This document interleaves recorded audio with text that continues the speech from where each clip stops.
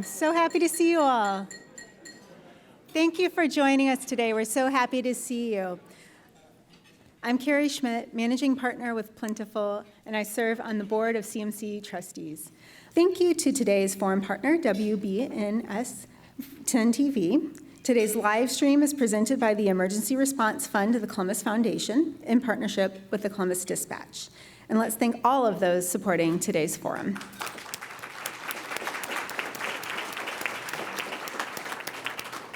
All right, now turning to the topic at hand today. Heritage tourism is again bringing travel dollars to Ohio. The National Trust for Historic Preservation defines heritage tourism as traveling to experience the places, artifacts, and activities that authentically represent the stories and people of the past and the present. Places like these abound in Ohio, with more than 58 historic sites and museums supported by Ohio History Connection. There's more than just preserving the past at stake. A study of the Travel Industry Association shows that heritage travelers stay longer at their destinations and spend more money than other types of travelers. We're excited to explore the impact and the future of heritage tourism in Ohio with today's speakers. Please welcome Napoleon Bell, co-founder of the Heritage Tours, Megan Wood, the new Executive Director and CEO of the Ohio History Connection, and our host, Tracy Townsend, news anchor of WBNS-TV's Wake Up CBUS and 10 TV News at Noon. You can learn more about today's speakers in the forum flyer. And Tracy, we look forward to today's conversation. Thank you.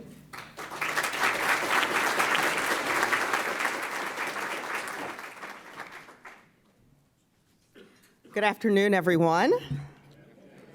I hope you are as excited about our speakers as I am.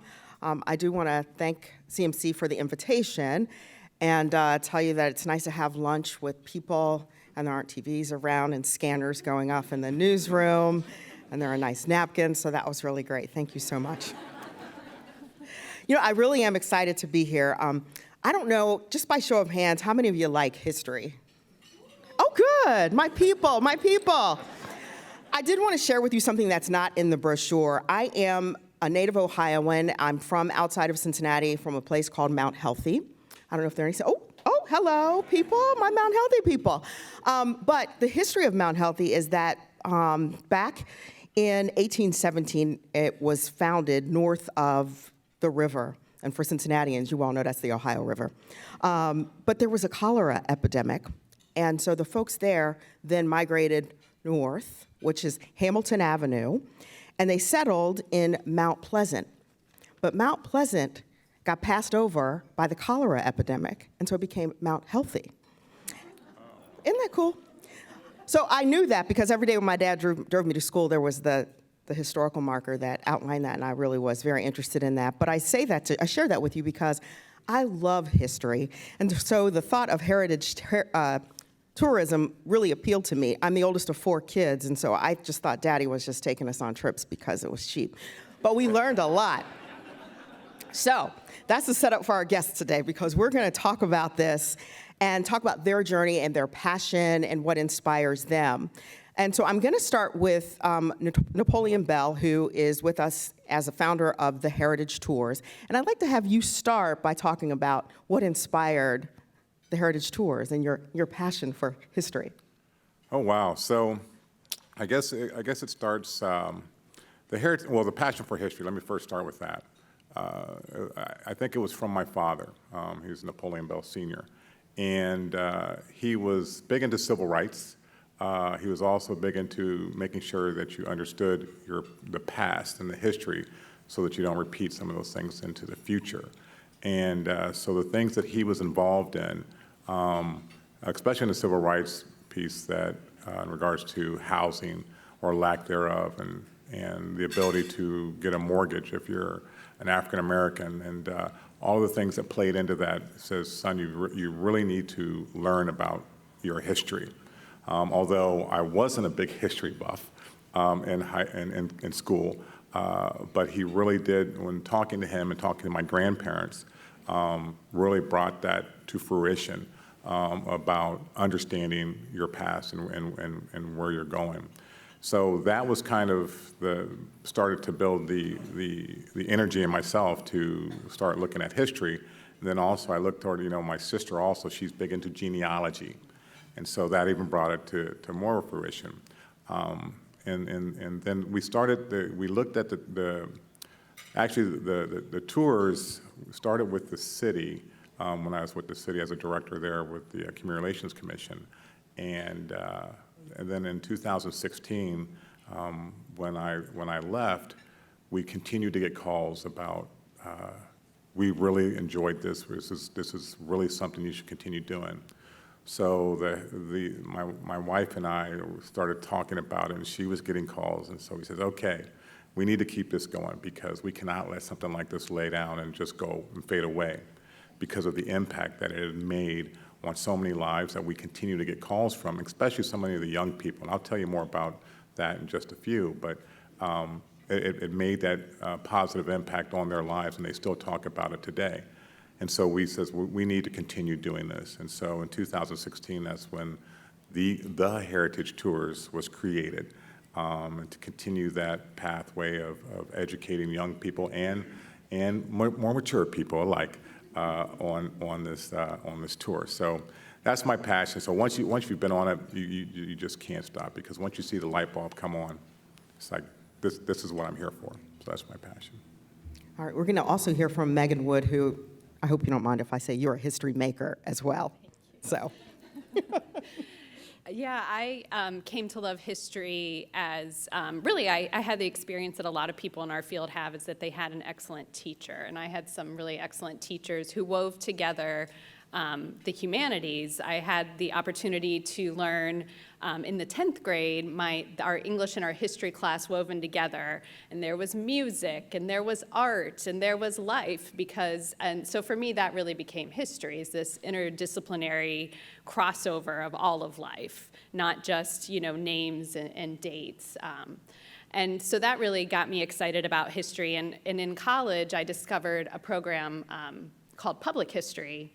And so I wanted to share a love of history. I saw how I understood myself better, and then had more empathy for other people, and seeing that each person has a path, both as themselves, but also where they came from. And I wasn't sure that I wanted to teach in the classroom, and I found public history, which focuses on local history, on archives, on historic preservation and museums, and then decided to go into museum studies. I went and got a master's in history museum studies. My parents are happy that I'm employed after I, broke that news to them that I was gonna go get a graduate degree. But just feel so fortunate that I've been able to take this passion and make it a career, and just look at how our places impact those who come and visit them, and also the communities in which they sit. So let's talk about, we've heard the definition of heritage tourism, traveling to experience the places, the artifacts, and activities that authentically represent the stories and people of the past and present. Can we talk a little bit about some destinations or places here in our state that represent Ohio, that people should go see, experience? Yeah, I mean, there's so many places. I can talk a little bit to start with Central Ohio, and then I also think about the way that other places tie to Ohio, like the heritage tours. But in Central Ohio, we have, of course, great museums and cultural institutions. I, of course, have to shout out our Ohio History Center and Ohio Village. But also something we're really excited about is, with the Native American history, is our upcoming designation on the World Heritage List. So this might not be something everyone's familiar with, but there is a serial nomination, which means multiple sites, that UNESCO World Heritage, which is the worldwide designation of significance, for the Newark earthworks, Fort Ancient, and Hopewell Culture Park in Chillicothe. So that nomination will be voted on next summer, and those sites are we say Hopewell, but 2,000 years ago, architecture built by American Indians who were here in this place we now call Ohio. And that, there are those sites, but we just live amongst the remnants of this culture, and we don't think about it the same way. I was in Rome this summer, and I was like, we have this, but it's these American Indian sites. And so this designation is going to give us the opportunity to welcome the world to Ohio. And that, it'll go beyond folks visiting those destinations. They'll probably fly into Columbus Airport and be staying the night and be looking at more beyond that history. So we can be really proud of that and steward that and also be welcoming others into our backyard. Do you want to build on that? Well, I'd like to add, part of our tour, starts in Columbus, right, at the Ohio History Connection. So it starts in Columbus. And then we leave there, and we used to go down to the Freedom Center. So we first started out going to the Freedom Center was our first stop. And so what an amazing place. Has anybody here ever been to the Freedom Center? Okay, all right. Well, whoever didn't raise your hand, you got to get there, right? So the Freedom Center, and but then because we did that for several years and said, well, let's change up our first stop. And so we went over to Ripley, Ohio, to the John Parker House and the John Rankin House. And what an amazing piece there is that you're able to truly see where those who were running from the south to the north, coming across the Ohio River, coming up the long steps and all of that, to really be a part of that, right? And they have a great docents that are there to really bring you into really feeling as though that you're going back in time because of the places that you see there. So if I could wrap in the whole tour. Okay, so so our tour starts in Columbus. We go down to Ripley, Ohio, to the John Parker and Rankin House. From there, we go to Atlanta, to the King Center there, to the Martin Luther King Center, and to where Martin Luther King was born in the house up the road. And also visit the National Park, which is all right there in that complex where they are entombed. From there, we go to Tuskegee, to where the Tuskegee Airmen practiced out of, and where so we go to Moton Field and check that out, and they have a museum there. And from there, we go to the college, Tuskegee University, to visit some the George Washington Carver Museum and also the Booker T. Washington's home. And then I keep forgetting, we go from there to Selma, where the Edmund Pettus Bridge is, and the Civil Rights and Civil War Museum, the Brown's Chapel, where all that is. And we actually physically walk across that bridge. And during our tour, we also play videos to kind of get you prepared for where you are going to, which makes a total difference. We put you in the mindset of that. From there, we go to Birmingham, Alabama, where the 16th Street Baptist Church is in the Kelly Ingram Park, and also the Civil Rights Museum there. From Birmingham, we go to Montgomery, to the Equal Justice Initiative, where they have the memorial and the museum there. Has anybody ever been to that? EJI. Okay, tell everybody about that. That was a very powerful place to go. If you can just go to one place, do that. Also the Rosa Parks Museum and the Southern Poverty Law Center Museum. Then from Birmingham, then to Montgomery, then to Memphis, Tennessee, to the Lorraine Motel. And we visit that, and that's a half-day piece there. And then we're not done yet, so we said, okay, well, let's come back up north.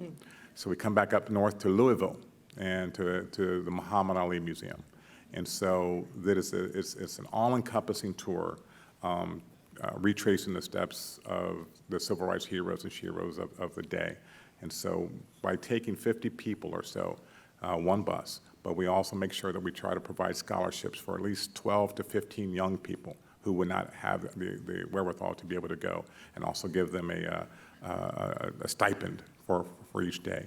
So, but we do that through donations and begging for money to be able to do that. But so by doing that, what I'm saying is that, when we think about tourism in Ohio, we have such amazing places here just within Ohio, and it makes all the difference when you go to the location where things happened at, because you can really feel what happened then. You can really have a better idea. It's not like reading a book or seeing it on TV. When you can go to a place, and we have a lot of those places here in Central in Ohio that can really give you that feeling, and you learn so much more by being there. Like Selma, if you've ever gone to Selma, it's like going back in time. It truly is. Yeah, I challenge anyone to go to Rankin House and look over that river and not feel something, you know, that's like the deep connection. Oh, just to place. realize how people had to, you know, you might not have shoes on, right? And going through everything that you had to go through just to get to the Ohio River, Yeah. right? Yeah. Can we talk about the history connection in the context of, if you're staying in the state, it's not just the building there off 71. Yes, thank you for bringing that up. Though it's a very exceptional example of brutalist architecture. Please come visit. Yeah, we have a network of 58 sites that are a part of our system all over the state, and we operate many of those with management partners. And actually, we're really kind of verging on 59, because Poindexter Village, which is, and I see my friends here from JPPF, the James Preston Poindexter Foundation, will be opening hopefully in the not too distant future. But we have everything from natural history to the Neil Armstrong Air and Space Museum in Wapakoneta, Fort Meigs. So we have a broad variety of sites, and we see each of those locations as an opportunity to anchor visitation and impact, but it's also connected to the broader community and other cultural institutions. Like how is each of these places a part of a network? Of heritage tourism and culture. And, you know, as we come out of, I hesitate to even phrase it this way, but as we come out of the pandemic, because we're coming out. Breaking news. We all have the opportunity to go places. And so can you talk about that economic impact? Because I'm sure, you know, for both of you, there was a little bit of a slow period there, but now? Yeah, and I think from what we hear from professionals in the tourism business and in travel and the CVBs is that, you know, it's really coming back this year, and that there, you know, was over 201 million visitors we welcomed to Ohio. And, you know, one of the things we talk about and we think about is that when there is this web of things to do, or when we're talking about World Heritage, is that when people move from being a day visitor, which we have a lot of day visitors, to being an overnight visitor, they spend 3 times as much money. And that's one of the things that, you know, that we think about with our partners is how do we encourage a trip that does many things. And we imagine that we'll see a lot of Ohioans to begin with, like with World Heritage, and we see that at a lot of our sites, but how do we encourage more of even that in-state travel and overnight stays and discovery and appreciation and a love of our own history? You know, one thing also that about our tour is that we didn't get people coming from Columbus, right? We got people actually sign up from as far away as California to fly in to be a part of the tour. So what an opportunity, so we have a captive audience and we can continue to talk about, you know, not just our tour, but Ohio, right? Where you've come to start the tour. So we've had several people come from out of state to Ohio, and hopefully then we'll capitalize with our connection with the history connection to keep them here in Ohio. Can either of you share with us some aha moments from people who have come through one of the sites or on the tour about Ohio and what's here? Well, I can start. So, and I don't think it's not necessarily about Ohio, but it's about a young person. So we had a young person that was out of South High School, and were able to provide a scholarship for him to go and a chaperone to be able to go. And so throughout the tour, we went to a lot of these sites. And so midway through the tour, we have a night that we have a talent show night, but we also have a round table. And the round table is to be able to debrief kind of on what you've all seen and heard and this, that, and the other.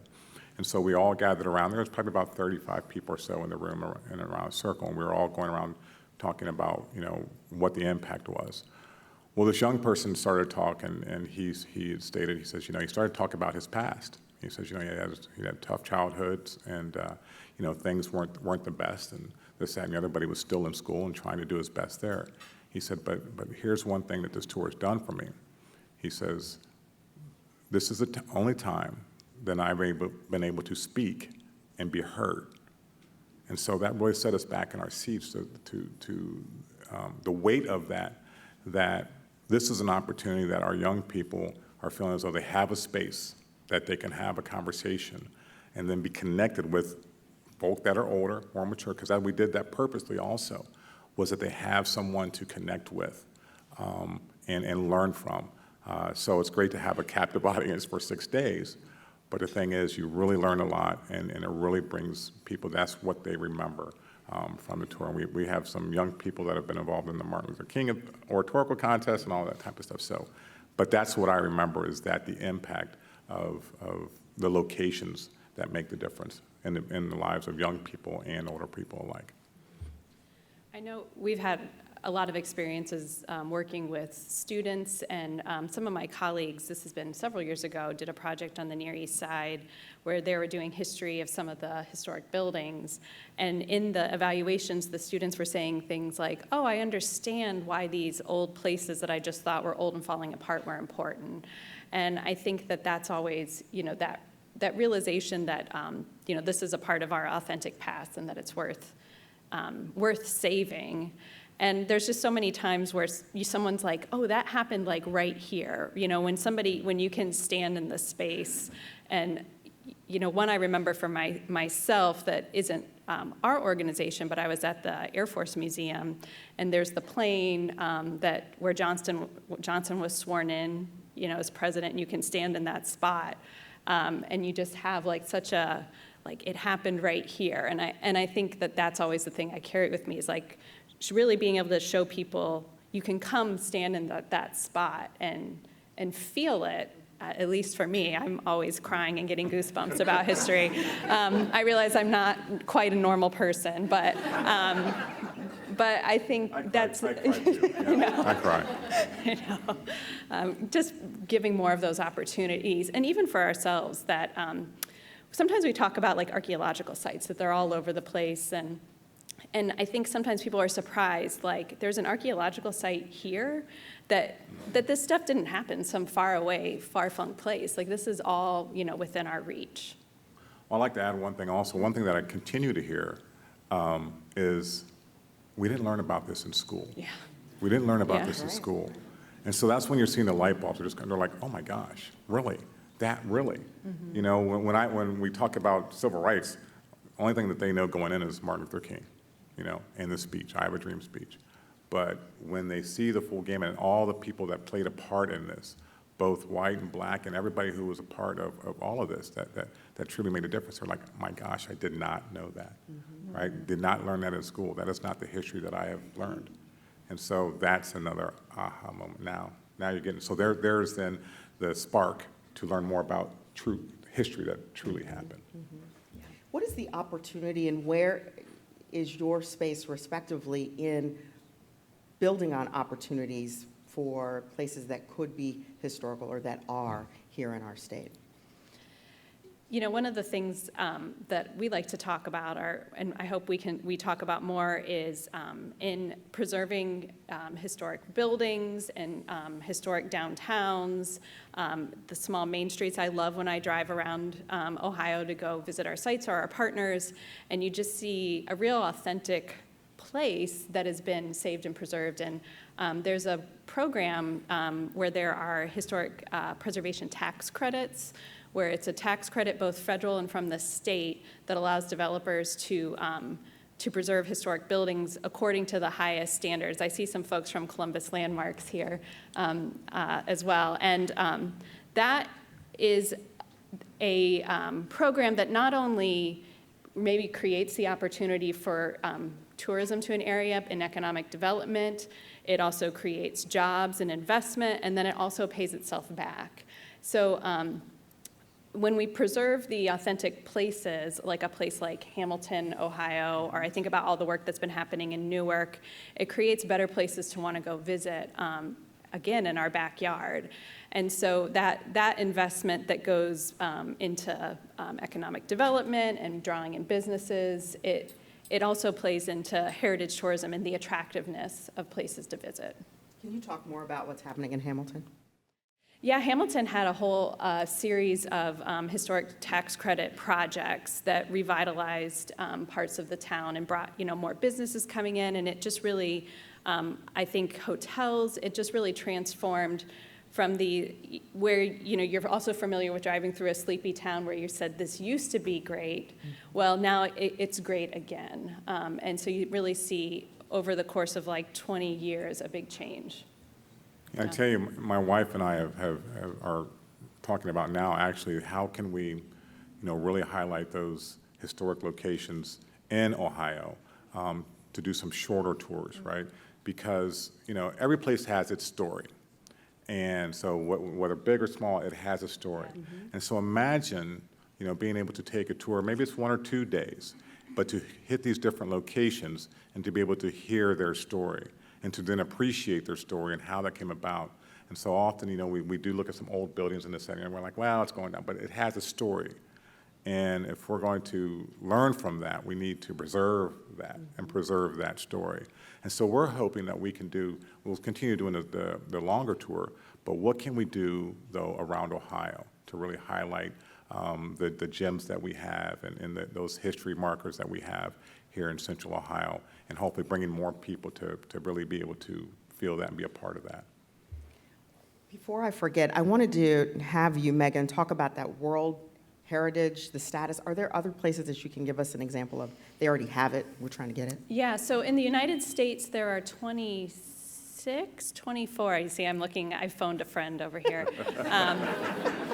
There's only 24 World Heritage sites. Most recently, there was a collection of Frank Lloyd Wright buildings that were put on the list, and before that, the San Antonio Missions. You may have heard of a little place called the Alamo, and also like the Grand Canyon, and then around the world, if you travel outside the country, the Colosseum, Stonehenge. And what I want to say about Stonehenge is that if you go to Newark Earthworks in the Octagon, there's a little circle on the side, and Stonehenge can fit in that little tiny circle. So, it's like what we have is even bigger. So, it's this highest designation of universal human value, and it just, the outstanding universal value. Yeah, there we go. But, it's this expression of human genius. And if you're not familiar with the Octagon in Newark, there's an 18.6-year cycle of the moon, which I am not going to explain right now. But there's a time in that cycle where the moon rises and sets at the northernmost and southernmost point. And 2 points in that octagon are, align with that perfectly. So it just shows the genius of the culture, whose remains that we live among. And then do we vote on this next year, or do you have some special designation? There's a committee of Unesco that votes on it, and they'll vote next summer. So we submitted our application, which is really like a very long and technical book that we submitted, and our application was accepted, and they'll be voting on it next June, probably.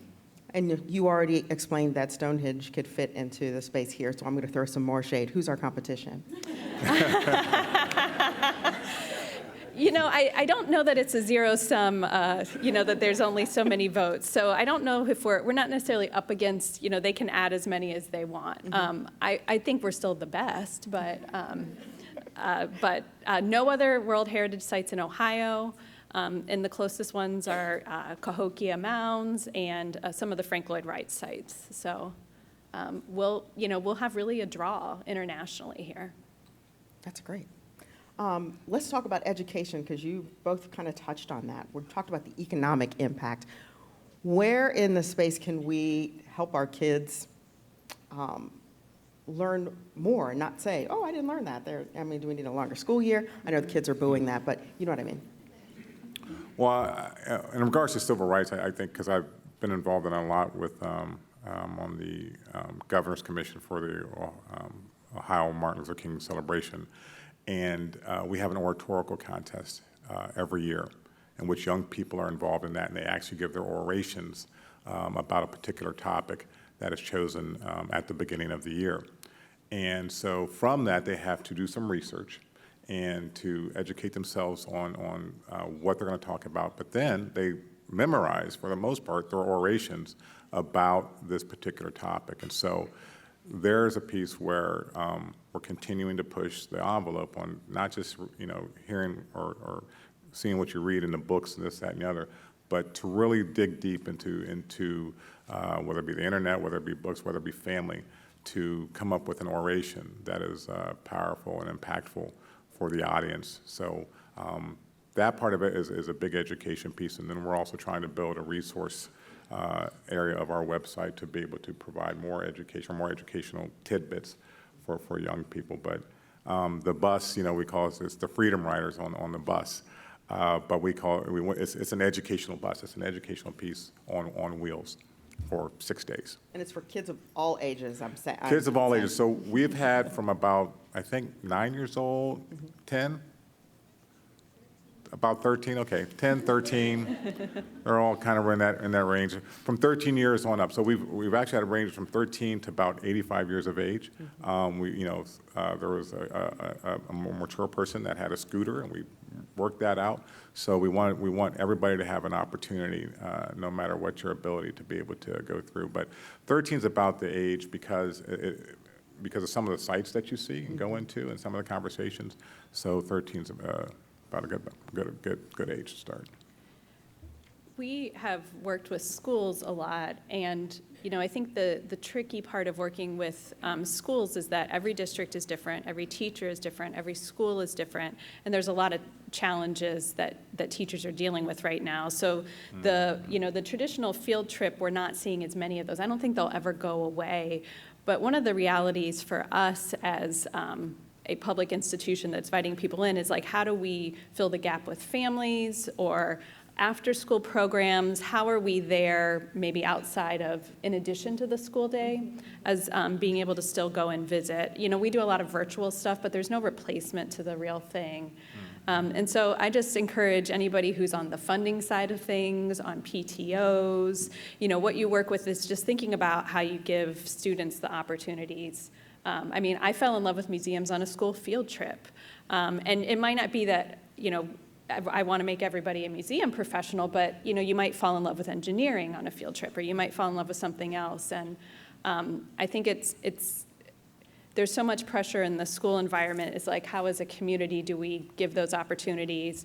And that investing in arts and culture, sometimes when you're looking at the whole array of things, it may seem like a nice to have, but there's a lot about it that can be really essential or help with things that are essential in our world. And we talk about the economic impact. There has to be a little piece of that there. Right, yeah, that there's there's so many jobs in Ohio that are tied to heritage tourism, and that's a piece of it too, that it isn't in addition to, it's many people's well-being, and that the other businesses that, see the impact of that as well. So, for us just to talk more openly about, in addition to the great and fun experiences that we have, that we are part of the whole environment.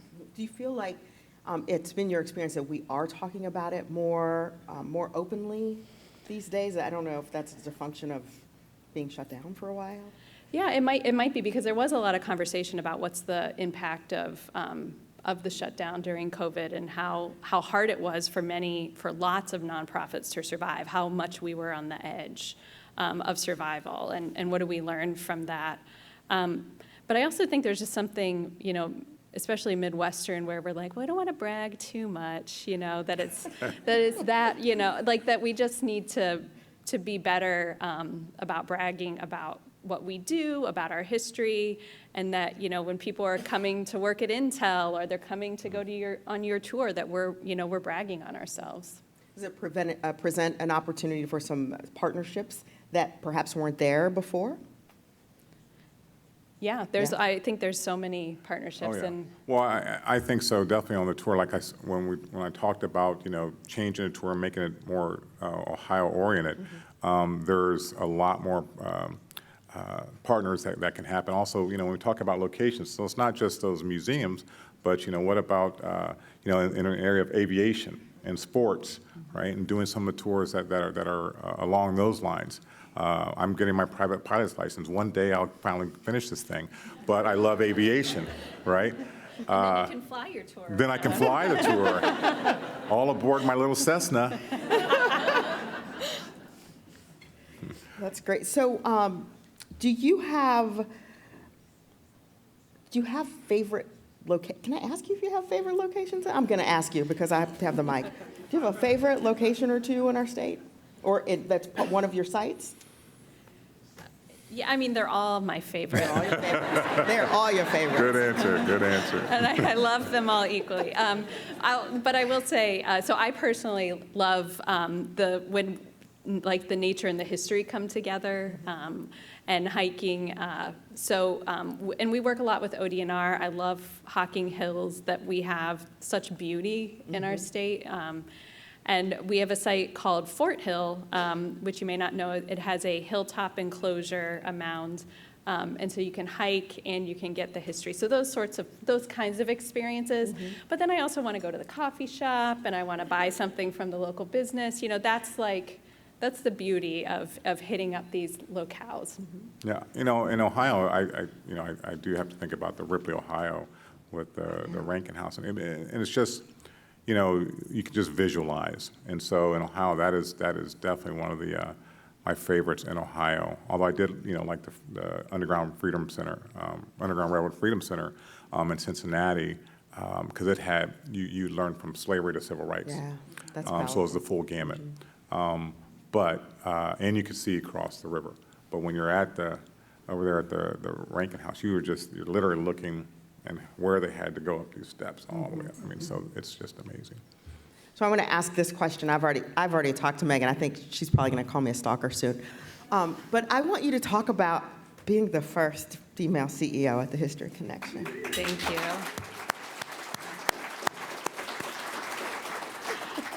I'm really honored, and I think some people are surprised. And I was telling this story at the table, but I'll share. My daughter is 6, and she said to me a couple weeks ago, "Mommy, are you the first girl?" She says "ghoul" instead of girl, to have your job. And I said, "Yeah." And she said, "And was Bert, who's my predecessor and former boss, was Bert the first boy?" And I said, "No, he was the 12th boy." And she was like, "Wow," and so I'm, so honored to be kind of carving that path and hopefully put a hand down to help, bring others along with me. But I've been interested in women's history, and that's one of the ways I got really excited about history too, is looking at the past through the lens of women. So it means a lot to me. Well, I think we all are pretty excited that Megan is there. Thank you. Thank you. So Napoleon, what you all don't know is he's been asking me, what are you going to ask me, as if I had a big test book or an AP exam or something. You're bringing out the test book. Now I'm bringing out the test book. Actually, I didn't like history. You think you're sweating now. Right. But we are going to open it to your questions, because I think that might be even more interesting. Okay. So we have these questions from our live stream and in-person audience members, and so there's an order here at CMC. So you can type your questions into the chat, but you can also line up. I think that's Mantra. Yes, Mantra's there, and you're going to be taking the questions. I'll be taking online questions.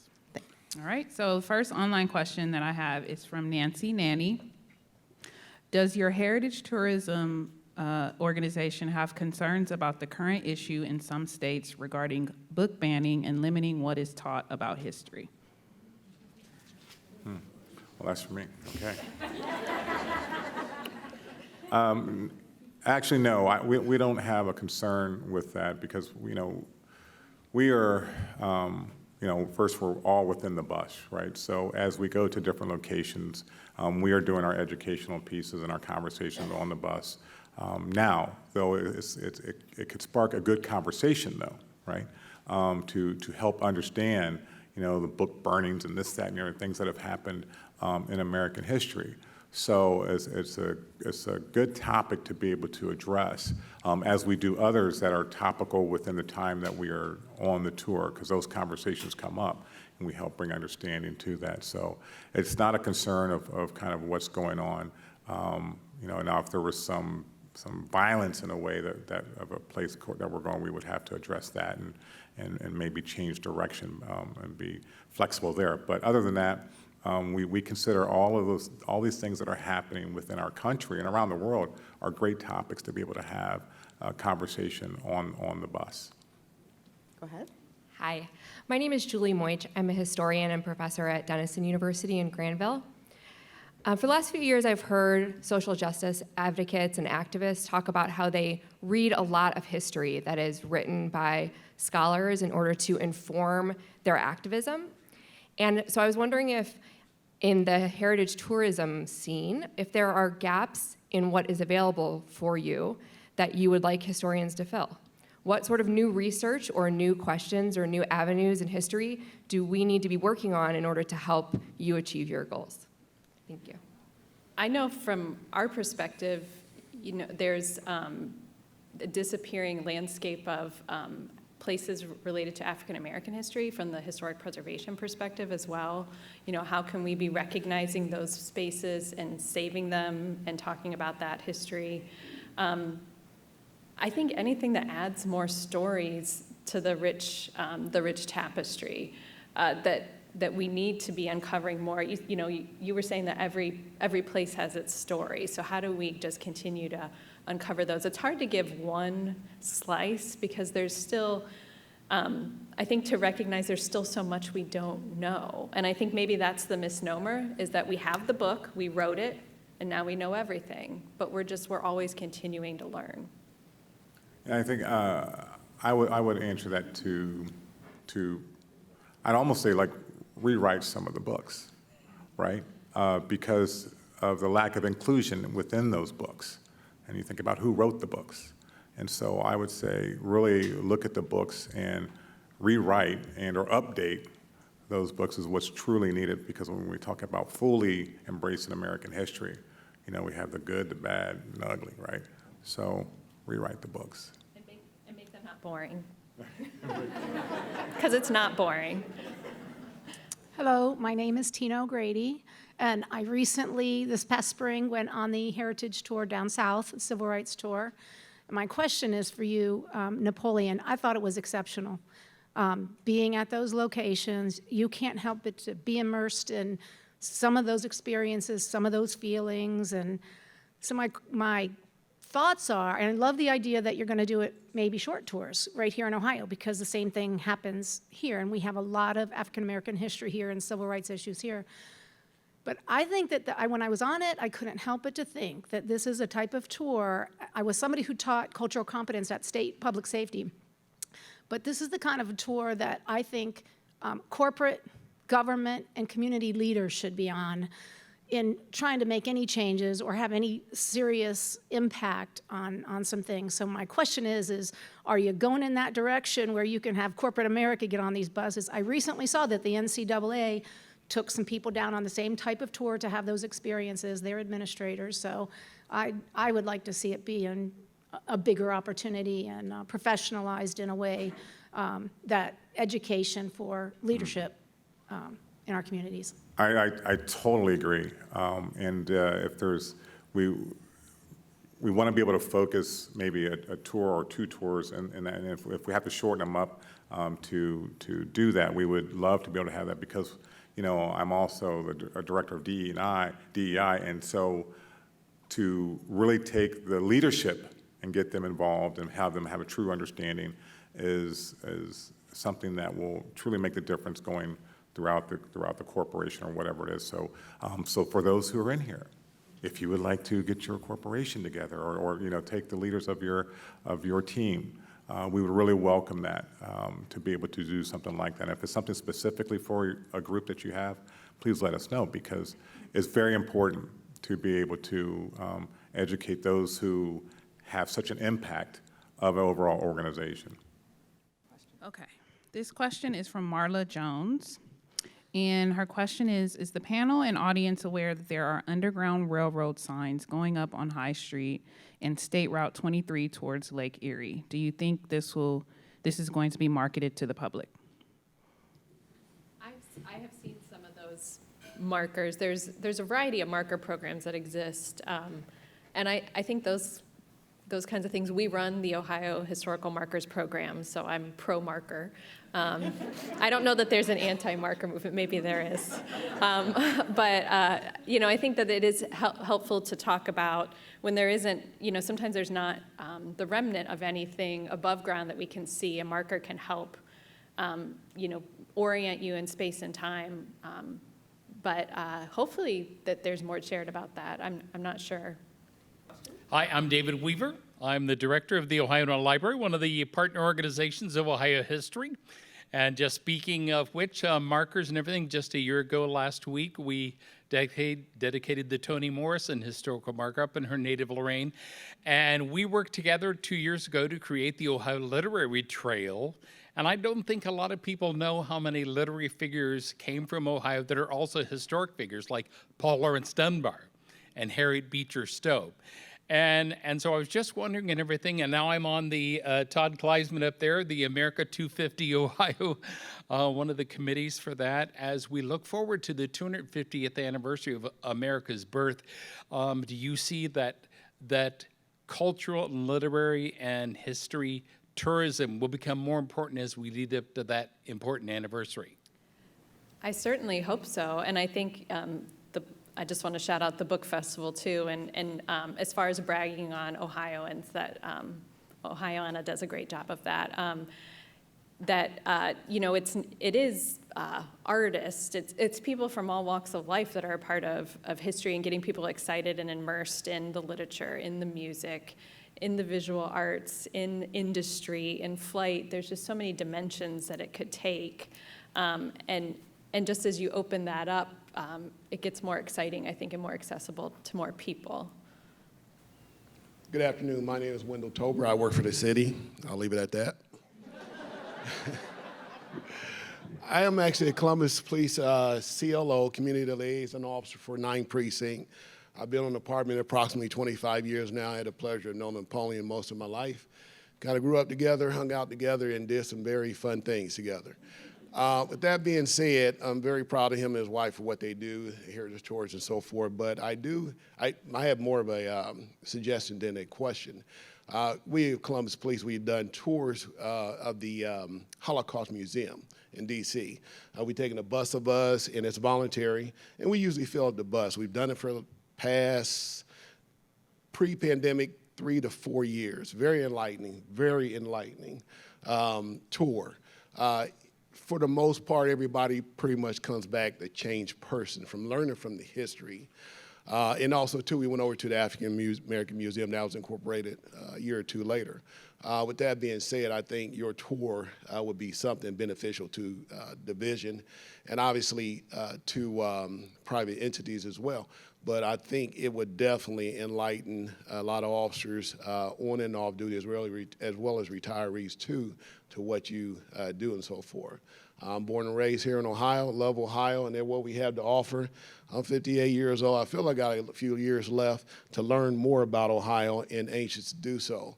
We ride motorcycles, and I think that's a good opportunity and a good way too to visit our state and enjoy some of the things that it has to offer. Yeah. Thanks, Wendell. No, you make a good point. Yeah, because we do ride motorcycles, and we like to take the winding roads and really to explore Ohio. Sometimes we just go, and we don't know where we're going, but we just go. Yeah, this is definitely something that involving law enforcement in some of these tours, or some maybe even shorter tours. But again, when you have a captive audience, and to be able to really just start the conversation, because that's what's needed so greatly, especially today, especially within law enforcement, is to be able to start the conversation. And what a conversation starter is, to be on a bus and going to these historical locations and learning about history, but also having that conversation about really seeing the actuality, the trueness of history, but to be able to really face that and have a conversation on it. All right, this question is for Megan. What is your vision for the Ohio History Connection? Thank you for that. Well, I see that we have this opportunity to be much more visible and vibrant, not just necessarily for us to grow as an organization, but to support Ohio and Ohioans, and that our opportunity is really to improve every community that we touch, and that might be a physical place, a community, or it could be people who are in community together, as we are today, and I think we can do that by bringing people together to be together in conversation. We can do that by cultivating pride, pride in place, being excited to be from here and from Ohio, and also through economic development. And I think that's where, I'll be working with our team to continue to push and grow.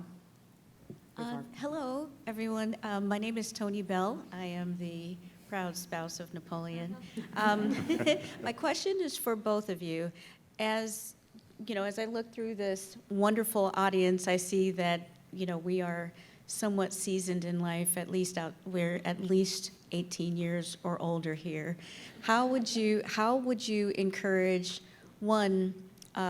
both organizations working together more deliberately and using that model of young and seasoned alike to make history more exciting and come to life a bit more?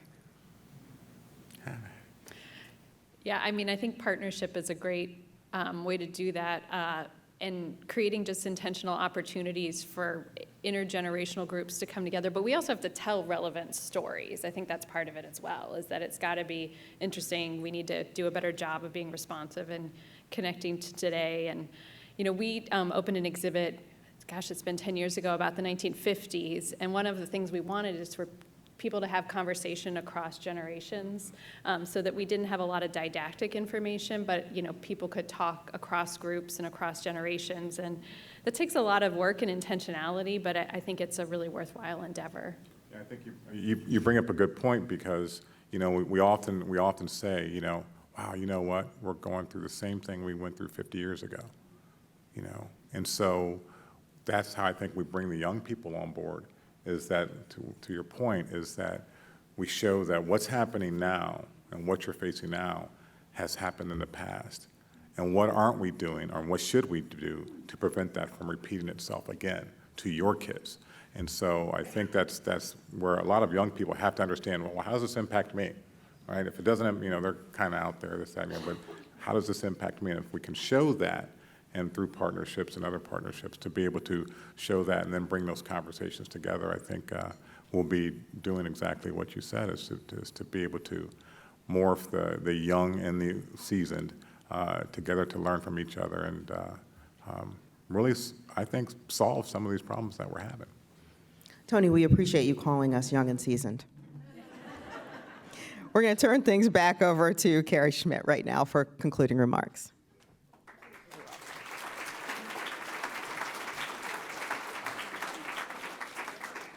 All right, thank you so much. I hope you found today's forum as interesting and inspiring as I did. And if you're anything like me, your weekend to-do list just got a lot longer, so there's much to see. Thanks for sharing that with us. Thank you for today's partner, WBNS-TV. Thank you to our online virtual seat patrons and to the Emergency Response Fund of the Columbus Foundation for presenting our live stream in partnership with the Columbus Dispatch. And our special appreciation for today's speakers, Napoleon Bell, Megan Wood, and to Tracy Townsend. Please make plans to join us next Wednesday for Courts Under Attack, the next forum in the Democracy in Crisis series. And thank you all for joining us. We couldn't have conversation without you being here, so thank you very much. We'll look forward to seeing you next week.